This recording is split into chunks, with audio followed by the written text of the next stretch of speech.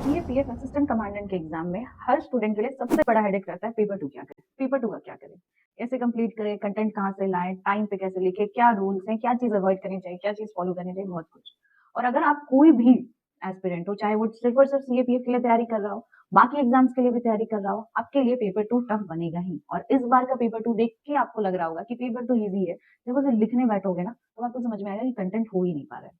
इसलिए स्टडी फंडा ला रहा है पेपर 2 के लिए अलग से एक बैच, जिसमें हम आपको ये गारंटी करते हैं कि 2 महीने में यानी कि जब तक साल खत्म होगा तब तक एटलीस्ट आप पेपर 2 में उस लायक बन जाओगे कि आप एक अच्छा आंसर लिख लो।